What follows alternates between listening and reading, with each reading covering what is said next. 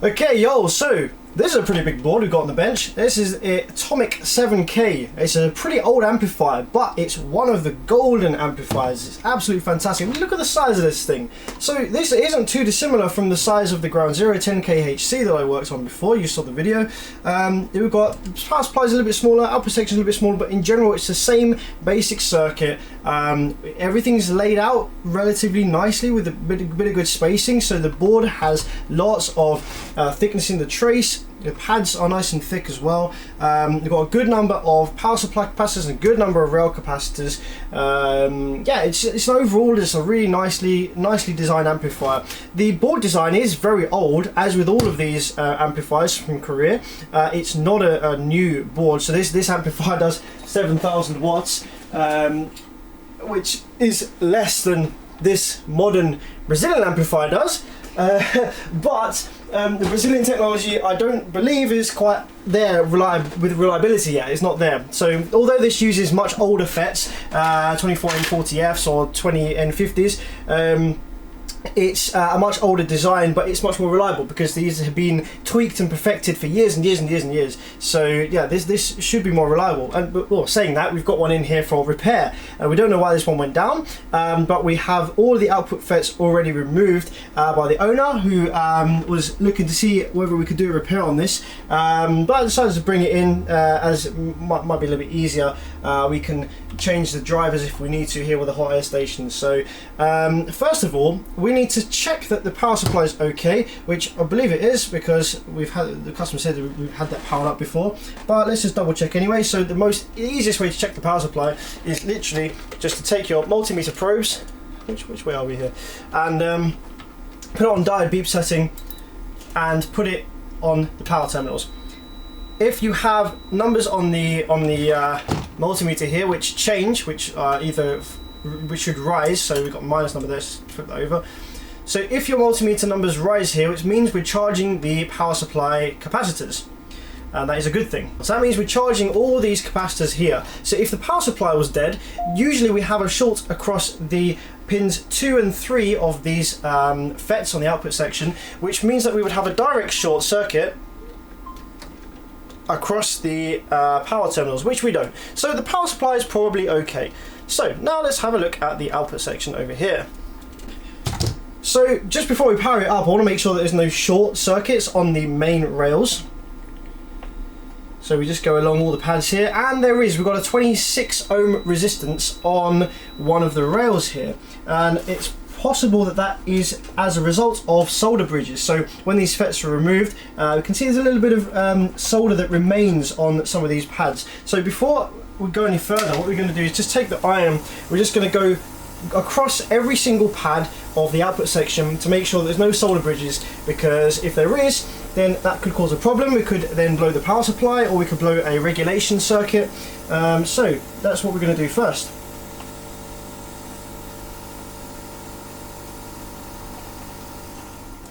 Right, so I've gone through every pad, and it did look like there was a couple of solder bridges, so let's see whether that has disappeared, that resistance on there.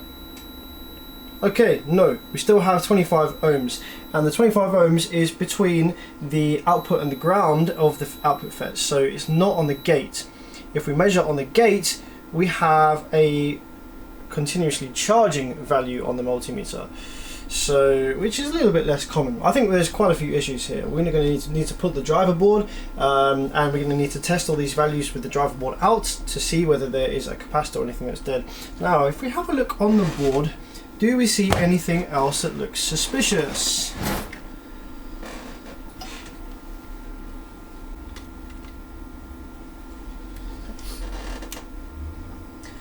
Not sure how well you can see in there, but wow, this capacitor is definitely no more. So this looks like a smoothing capacitor for part of the low voltage supply that powers the drive circuit over here. So if we look over here, these here are some diodes, some rectifier diodes, and these come off of a separate wind on the transformers here. So these transformers, these two here, have additional winds that are on much thinner cable, and these come off and these go to these rectifier diodes rather than using the main rectifiers on the board. And these will supply the plus and minus 15 volts for the drive circuit. And the capacitors that are next to them are most likely part of the smoothing of the output of these rectifier diodes.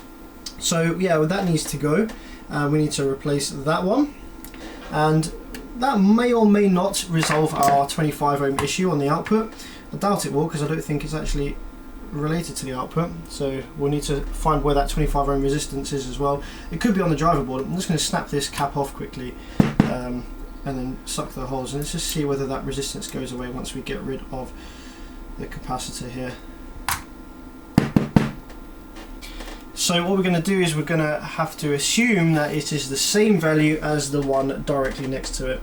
I might have a look and see if there are any similar amplifiers that I've got in my to-do list in the pile, that I can see whether we can find out what that should be. But if it looks like it is just a smoothing capacitor, so it looks like there's a pair here and there's a pair here. It looks like it just goes off the other pair, so it's probably going to be the same value. So that is what is that? There's a 10 UF of 50 volt. Okay, cool. I'm sure we have a spare one of those on a donor board somewhere. So has removing the cap got rid of our 25 ohm resistor? No, it has not. So next thing we need to do is remove this driver board and find out where that 25 ohm resistance on the main rails is coming from. So that's 25 ohm resistance that we've still got between the pads here is on the side that the customer reported went down, that blue. So what's most likely happened is it's absolutely annihilated the driver. So what we need to do is take the driver board out. I'll cover this in previous videos, but I shall do it again just because it's a good technique. So to get the driver boards out, what a lot of times happens is people that don't remove driver boards a lot, you end up pulling all the vias out, and it's like a real struggle. So many people that I speak to that want to give amplifier repair a go, the hardest part for them is removing the driver board, and they say it takes ages and they end up damaging the board. So just watch what I do here. This is the best way to get the driver board out without damaging the board or pulling any vias. So this solder will all be pretty old, so what we can do is we can apply some solder flux between the pads, which just helps the solder flow. So when we heat it up, it'll flow, this flux will flow into the holes, and it will help all the solder stick to itself rather than to the edges, and it will come up into the solder sucker nice and easy. So we're going to go along each of these. This is quite a big driver board. I think it uses 4 of the IRS T1844S driver chips. So once you've fluxed her up, take the iron. Now these don't have a high thermal mass, so you don't need to hold the iron on for very long at all. You shouldn't hold it on for too long because you don't want to put too much heat into these traces. So just hold it on until you see it melt and then suck her up. And all of the solder, I don't know how well the camera makes it out, has gone from that hole. And if we wiggle the driver board, you can see the leg wiggle in the hole, which means it's not even touching the sides. That's what the missus always says. So let's do the next one and just go along, repeat the process, suck the solder from each one of these holes. I've got my iron set to 370 degrees Celsius. It is an AOUA station though, so it's probably about as accurate as my shit, but that's what the number says on the screen, and so I know I'm used to what numbers, how they act. Whether it's actually 370 or not, I don't really care, as long as I know what different numbers do different things when I'm using it. That's all that's important to me. So once you've sucked all the solder from the holes, take the driver board over the other side, just give it a very gentle wiggle, and you'll see that some of the pins start to move in the holes, but some of them don't. The ones that don't move still have a little bit of solder that's connecting them to the side of the via on the board. So what you want to do is take the soldering iron and just nudge it away from the side and wobble the board so that until they become free in the hole. You want to go along and do this for each one of them so that every single one of these legs is free from the holes, and that way you don't pull out the vias which they're connected to when you try and pull it from the board. So sometimes you'll find one that still has a little bit too much solder left in the via, so heat it up, suck it again, and then you should find that it comes away very easily. So yeah, so all these lot here are now completely free from their holes. So you see they're all completely wobbly. So you just want to go along and do that for the rest of them. And the more you do, the freer and the easier to wobble you'll feel the driver board become. There we go. So now all of these legs are free in the holes, and you can see this is incredibly wobbly. It's literally requiring no force at all to wobble all these pins. So what we can do now is safely pull and wiggle gently on the driver board. I know it came straight out. Drops straight out. And that way you don't pull any of the delicate veers on the legs or damage any of the board traces by removing the board. And it doesn't take too long either. Okay, so driver board out, and I don't know about you, but do you see anything funky there? So this is the side that blew, and you can see those driver ICs, these are 21844S driver chips. They look like they have been shot in the face. We've got a big hole in this one there, and a big hole in this one there.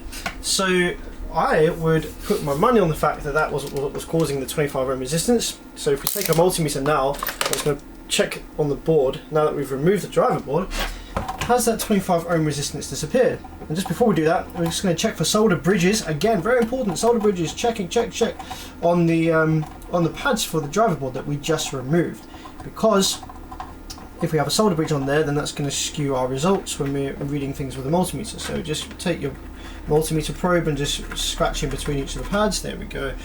So this side had the 25 ohms,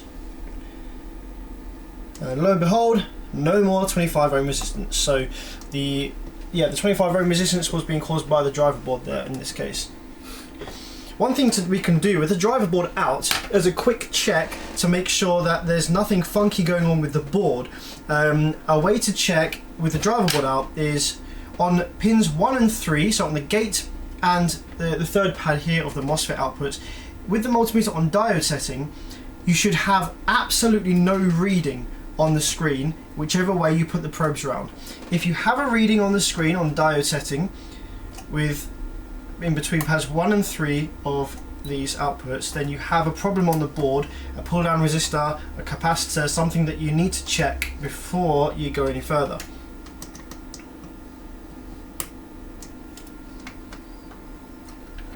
So we're looking good there. So this driver board then, what we need to do is replace these two driver ICs. Once we've removed them, we can check, where are we on the camera? We can check the zener diodes here, which often die, and these two capacitors. Now these chips have gone down in quite a bad way. You don't often see them explode quite like this. So I would imagine that we probably have something else on the board to deal with as well as just these two ICs. So to remove the ICs, again, take our friend solder flux, and we're just going to run this along the legs here of the two ICs.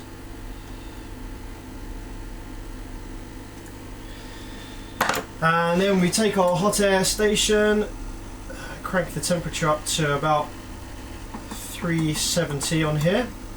And I'm going to lower down the air pressure because we're quite small now on here. With the tweezers, just grab either side, and you don't need to pull hard. Once all the solder has melted here, this should literally just come off the board very, very easily. So what we want to do is preheat the board first, because if you don't preheat the board, you target one area, and then the board heats up, and you can get what's called popcorning on the board, where part of the top layer of the board lifts up and creates a bubble, because the air inside it is very, very hot. So you just want to preheat the board, the area that we're going to be working on in general. Once we've done that, we can now target it at the chip that we want to take off.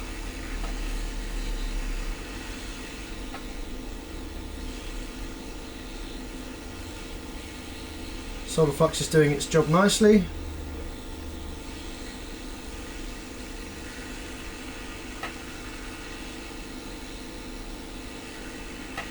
There we go, and see it just pops straight off.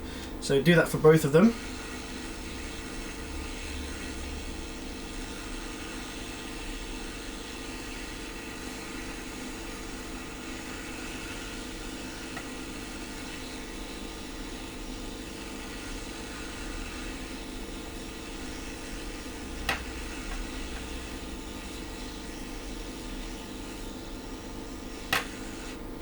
go, and the weight of the board is enough to pull the chip off once it's all melted like that. Cool. Now what we want to do is we're going to re-bore these pads. We're going to put some fresh solder on these pads. So take our regular iron, turn the temperature down because these are very, very small pads. They don't need much temperature at all, and you risk burning the board. So we're going to go down to about 290 degrees on there. Right, fuck it, actually, we'll put it up to about 310. I don't know how accurate this this station is, so I want to be hot enough that it's not barely heating the solder.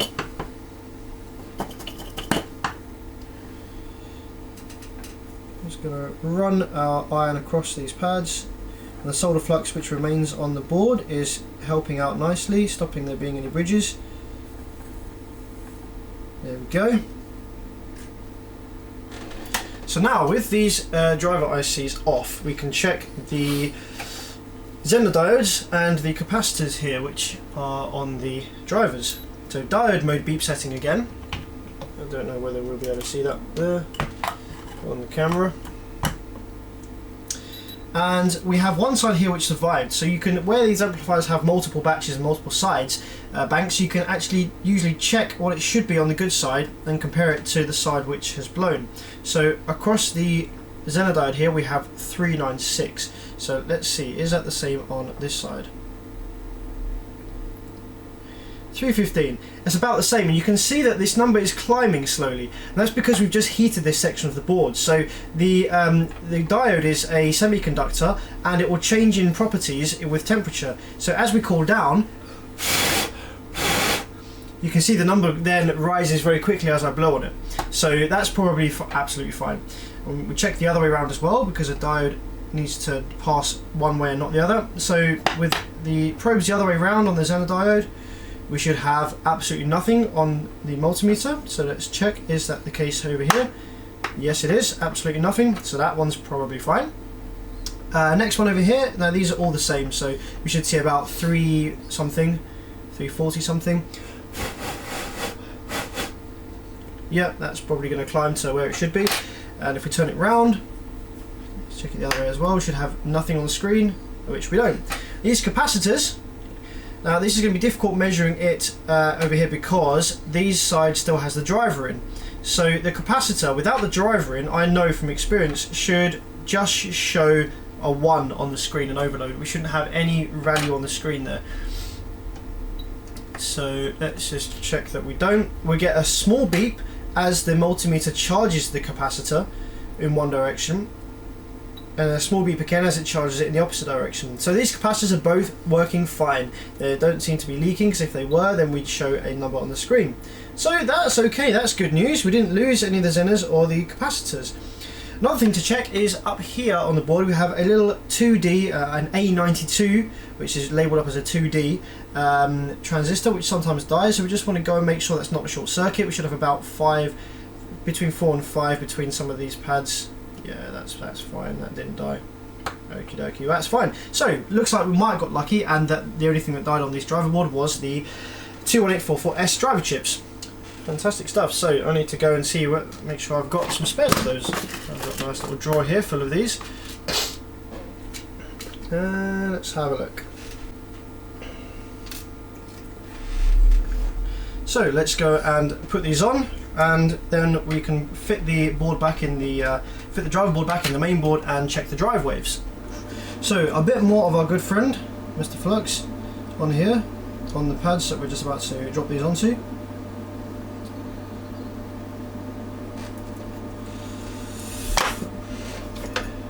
Then making sure the orientation is correct on these, we're going to preheat the board a bit first so that we're not applying heat to the chip for any longer than we need to, because they are quite sensitive to heat, these chips.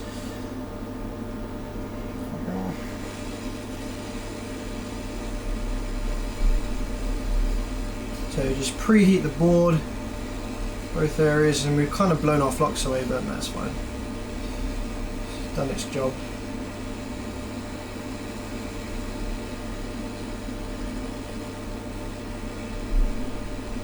So just heat it until you see the solder pads there start to melt, and Then we're just going to drop her on, roughly the right place. It doesn't have to be exact because the solder will pull it into place.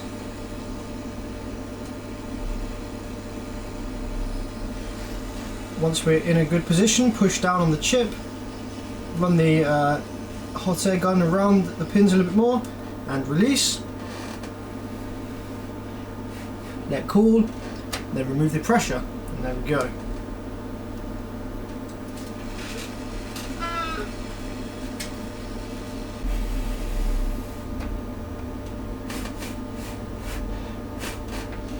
There we go.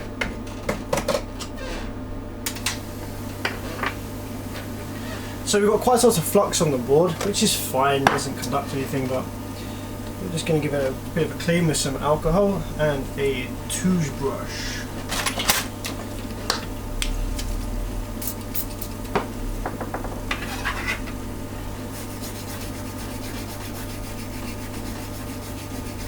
Just clean off. It helps you see your solder connections as well and make sure they're nice and solid.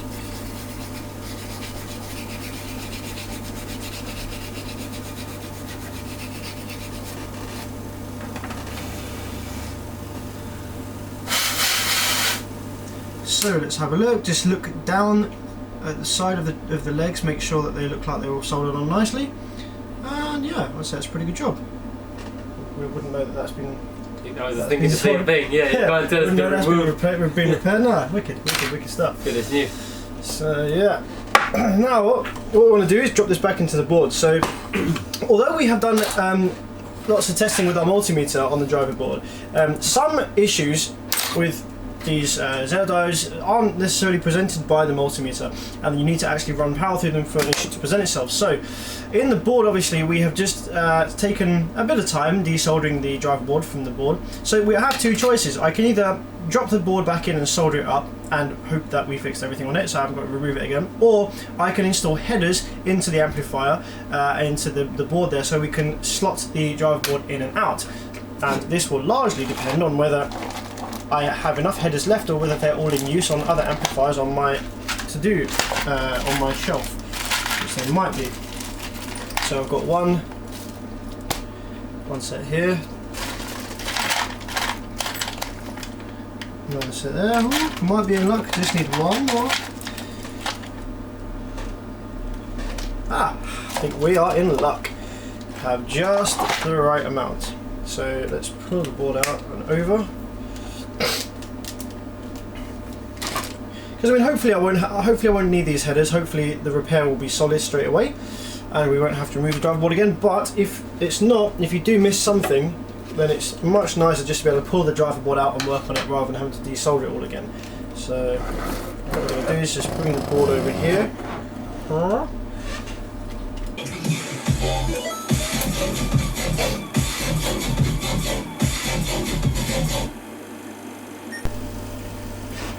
So headers are in, let's flip the board over and drop our driver board in, and then we can power her up without any of the output FETs in, and we can have a look to see that the low side drive wave looks pretty. Now this board goes in backwards compared to most boards, so if we go in there, so yeah, this goes in. Make sure you get the orientation correct, because if you don't, you're not going to have a good day. You're going to kill all your drivers again. There we go. So now that's in nicely. We're going to get the power cables and fire her up.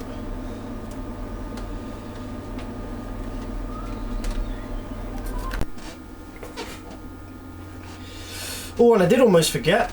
You guys are probably going crazy in the comments just now, saying that I need to remember to place that capacitor, which I do.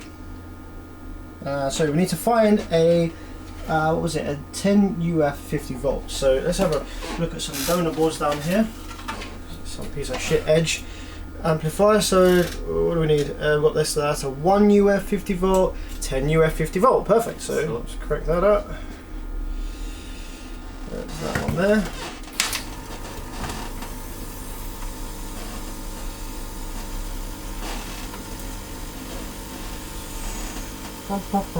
These edge boards are so crap. Literally any heat applied to these traces, and they lift up from the board and do all kinds of shit.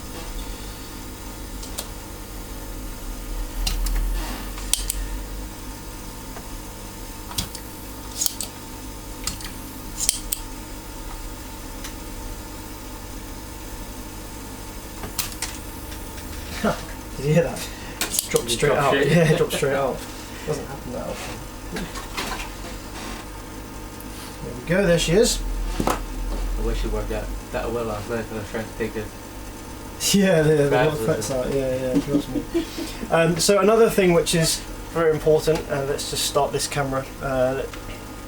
So another thing that's very important is when a capacitor blows its load, it will shoot all this conductive crap over the board, which is like electrolytes and stuff. So what we're going to do is get our alcohol and clean the area right off, get rid of all that nasty furry stuff that comes out of the capacitors, because they can be shorting those rectifier diodes, which we don't want to happen. And also underneath the other cap as well. It makes sense to me now actually why that cap died. So if that cap is on the 15 volt regulator for the driver over here, if these drivers were shorted and blown in that bad a way, then that would have been creating a dead short on the 15 volt rail over here, which would have blown that cap. And this cap is actually on the same side as this side that blew. So that's why that died, because the driver was fucked. That's better. Muy bien. I'm actually going to secure that with a blob of solder from the top, because I can access that negative pad before I flip it over and do the underside. My nice pointy tip iron, my pointy tip soldering iron tips all broke annoyingly, so I'm down to just rocking with the wedge tip for everything, which works most of the time, but sometimes it's a bit annoying. There we go, it is new. Now hopefully actually we also need to check, because that obviously drew considerable current from that that voltage regulation section. We need to just make sure that the zener diode didn't die. It's not the zener diode, so rectifier diode. Let's make sure the rectifier diode didn't die. Diode didn't die, right, let's see.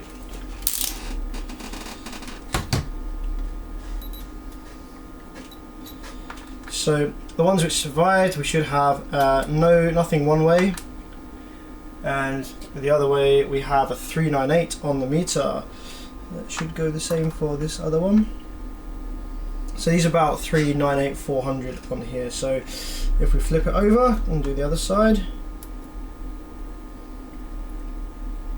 393 and 393. Okay, cool, we should be good. We just need to make sure that it's not leaking in the opposite direction either, which it's not. Fantastic. So yeah, the diodes did survive. Cool. How time. What's going on with this board?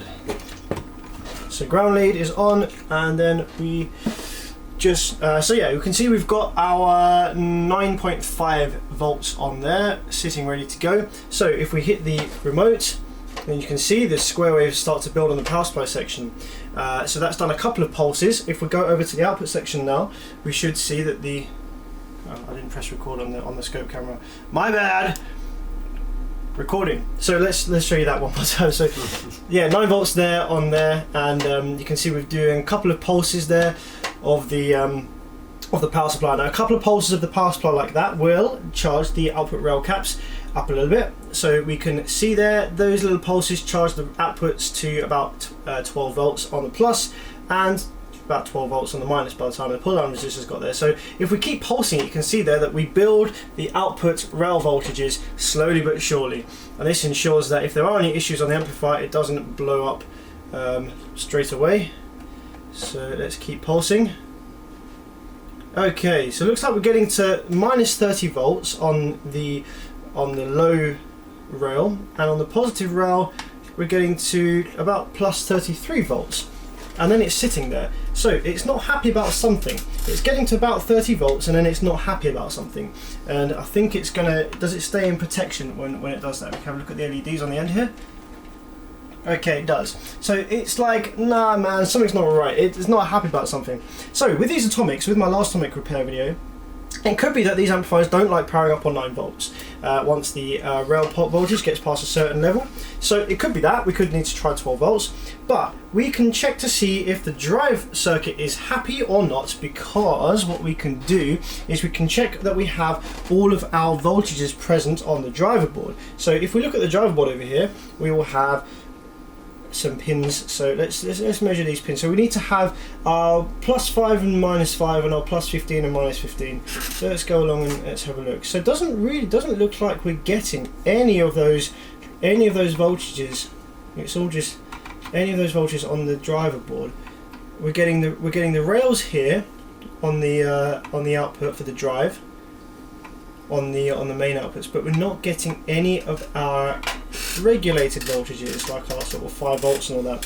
And that could be one of two things. It could be that the voltage on the rails isn't high enough yet to activate that regulation circuit, but from experience it should be there.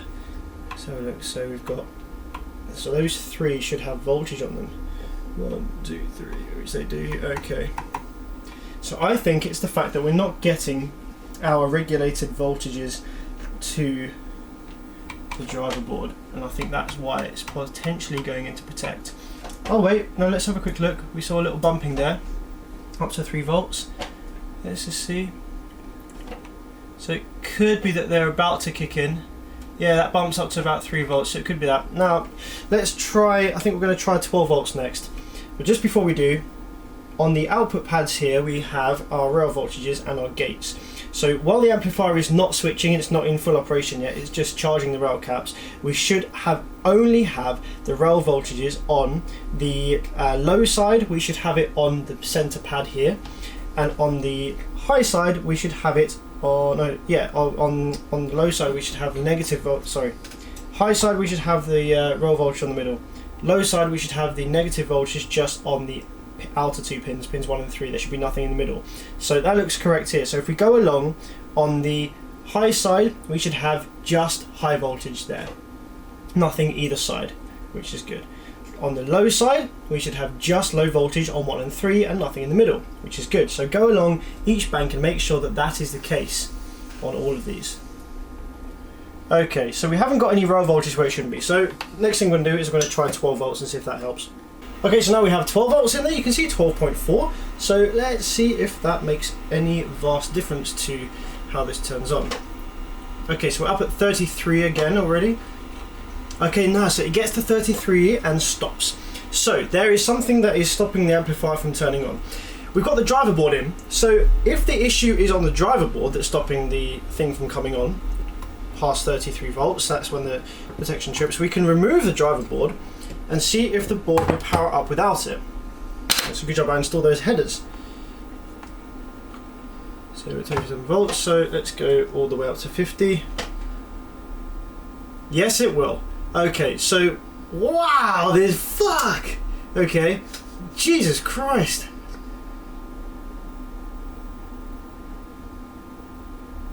Bloody hell. That's a big old rail voltage. This is going to do some fucking power. Okay, so we've got 140. Yeah, so we've got 144 volts on the rails, which is madness for a 7K. That's very cool indeed.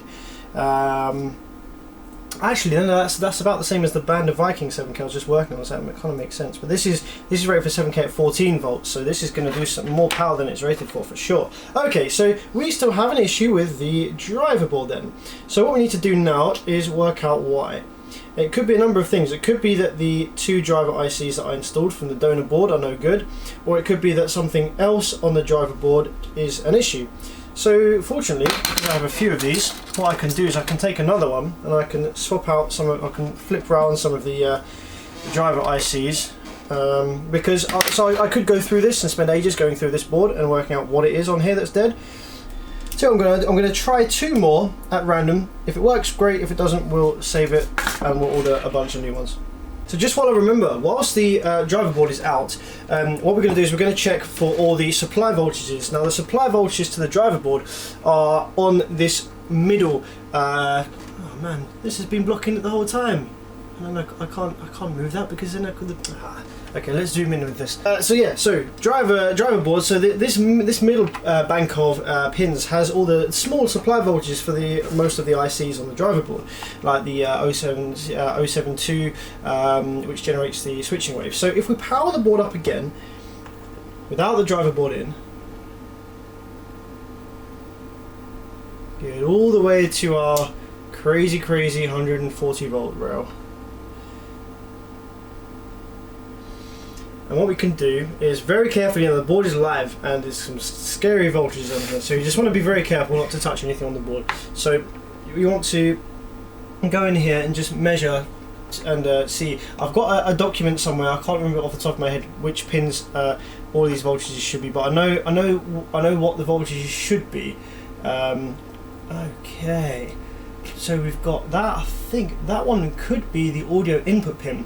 We've got 1.6, 1.7 volts worth of DC, worth of wobbly DC. We've got 16 volts on there. About a volt there. But the one that's fluctuating all over the place. Let's see.